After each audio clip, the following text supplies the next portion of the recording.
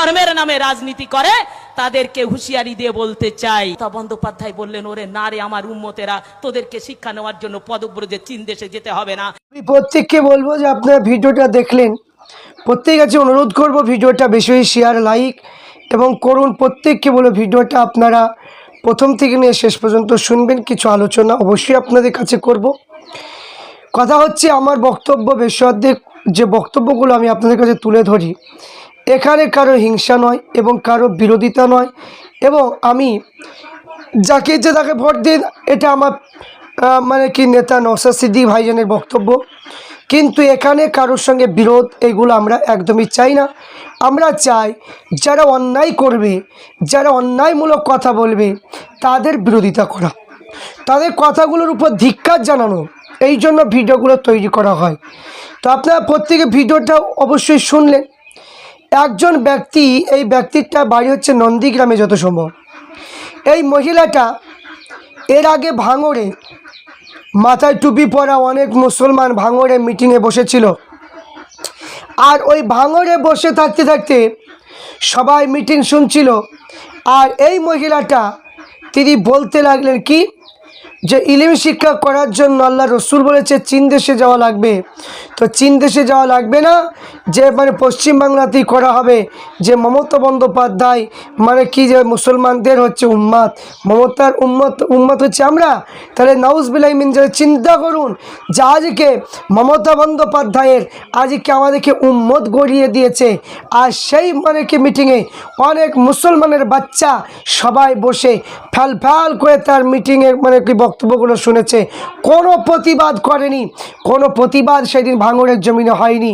কারণ এই যে এত বড় ইমান হার একটা কথা বলে চলে গেল, এত বড় একটা কথা যে আমাদেরকে মমতা বন্দ্যোপাধ্যায় উম্মত গড়িয়ে দিল, আর এই কথাগুলো কেউ তুলে ধরল না।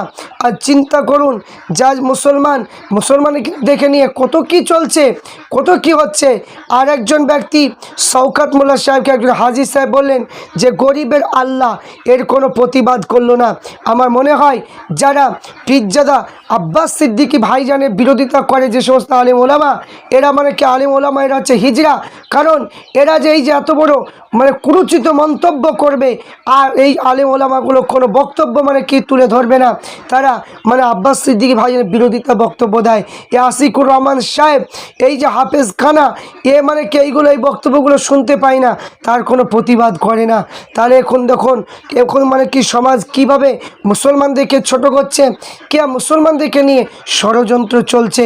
তাহলে আপনারা চিন্তা করুন যে এত বড় কথা তুলে ধরছে যে আমাদেরকে উম্মত মানে কি গড়িয়ে দেওয়া হচ্ছে। এর আগে বক্তব্য দিল যে আমার মানে রামায়ণের কথা শেষ হয়ে যাবে, মহাভারতের কথা শেষ হয়ে যাবে, কিন্তু কোরআনের কথা শেষ হয়ে যাবে, আমার উন্নয়নের কথা শেষ হবে না। তাহলে চিন্তা করুন, কোরআনকে আবার অপব্যাখ্যা করলেন, কোরআনকে নিয়ে উল্টোপাল্টো কথা বললেন, কোনো প্রতিবাদ নেই, কোনো কিছু কথা কেউ তুলে ধরে না। কিন্তু আজ আব্বাস সিদ্দিকী ভাইজান, নওশাদ সিদ্দিকী ভাইজান যখন কোনো কিছু তথ্য তুলে ধরে, যখন কোনো অকাল সম্পত্তির তথ্য তুলে ধরে, বিভিন্ন রকমের তথ্য যখন তুলে ধরে, আর সেইগুলোকে নিয়ে কিছু কপাল পোড়া কপাল ফাটা মৌলানা দাবি করে, এরা আবার তুলে ধরে আব্বাস সিদ্দিকী, নওশাদ সিদ্দিকী ভাইজানের বিরোধিতা করে। এই জন্য এই যে মুফতি আব্দুল মাতিন সাহেব, আব্দুল কাইয়ুম সাহেব, এরা সবাই ফুরফুরা শরীফের বিরোধিতা করে এবং আব্বাস সিদ্দিকী ভাইজান, নওশাদ সিদ্দিকী ভাইজানের বিরোধিতা করে। এরা আবার এই সমস্ত এতগুলো জঘন্য কথা বলার কারণে কিন্তু তারা ফতোয়া দিয়েছিল, আবার দেখা যাচ্ছে সেই দলে তারা যুক্ত হয়ে গিয়েছে। তারা বলেছে রাজনীতি করা হারাম, রাজনীতি করা চলবে না।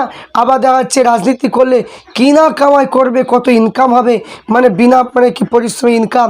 আবার দেখা যাচ্ছে তারাই আবার টিকিট নেওয়ার জন্য হারুয়াতে টিকিট পেয়ে ভোটে দাঁড়াচ্ছে। এই তো মুসলমান। তাই কিছু আলেম ওলামা এরা বেঈমান হয়ে যাচ্ছে, কিছু আলেম ওলামা এরা আপনার মানে ইমান হারা হয়ে যাচ্ছে, অন্যায় দিকে সাপোর্ট করছে, অন্যায় দিকে এরা থাকছে। এই জন্য মুসলমান সমাজকে এরা নষ্ট করে ফেলছে। এই জন্য আমি প্রত্যেক মানুষকে বলবো, যারা এই রকম কুরুচিত মন্তব্য করবে, এই মন্তব্যগুলো তীব্র প্রতিবাদ প্রত্যেকের জানানো প্রয়োজন। যেভাবে আব্বাস সিদ্দিকী ভাইজান, নওশাদ সিদ্দিকী ভাইজান করছেন, এই জন্য আমরা আব্বাস সিদ্দিকী, নওশাদ সিদ্দিকী ভাইজানকে বেশি ভালোবাসি। খুশি, কারণ তিনারা যেভাবে প্রতিবাদ করছেন এই রকম মানুষ কিন্তু পাওয়া যায় না। এই যে কথাগুলো বললেন যে মানে কি মমতা বন্দ্যোপাধ্যায়ের উম্মাদ, এইগুলো কি সিদ্দিকুল্লাহ চৌধুরী কি দেখতে শুনতে পাননি? অবশ্যই পেয়েছে। কোনো প্রতিবাদ নেই, কোনো প্রতিবাদ করেনি, কারণ এইগুলো বলাটা একদমই মুসলমানের জন্য অন্যায়, এরকম বক্তব্য দেওয়াটা উচিত হয়নি। তাই যে নন্দীগ্রামের যে মহিলাটা যে বক্তব্য দিয়েছেন এই বক্তব্যের তীব্র নিন্দা জানাচ্ছি। তাই প্রত্যেক মানুষকে বলবো, মানুষ চিনুন, মানুষকে জানুন, মানুষকে বুঝুন।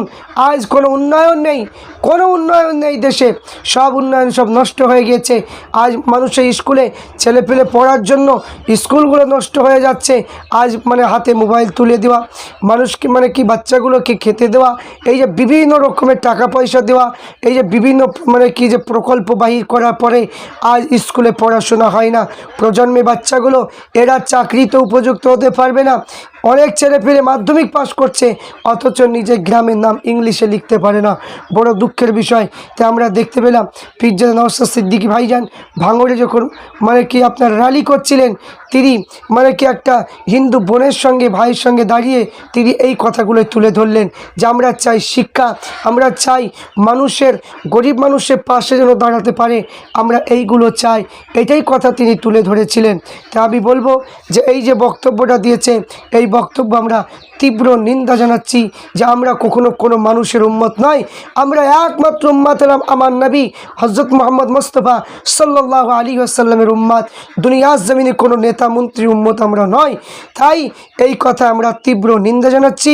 প্রত্যেককে বলে ভিডিওটা বেশি বেশি শেয়ার, লাইক এবং সাবস্ক্রাইব অবশ্যই আপনারা করবেন এবং হক পথে থাকুন, হক কথা বলুন। যতদিন জীবিত থাকবেন মানে কি মাথা নত কারো কাছে করবেন না, একটু ভালোভাবে চলার চেষ্টা করুন, কারণ মরণ প্রত্যেকের মানুষের আসবে, কিন্তু কিয়ামতে দিনে আপনাকে জবাবদিহি করা লাগবে, কবরে আপনাকে মানে কি জবাবদিহি লাগবে। তাই সেই কথা ভেবে হক পথে থাকার চেষ্টা করুন।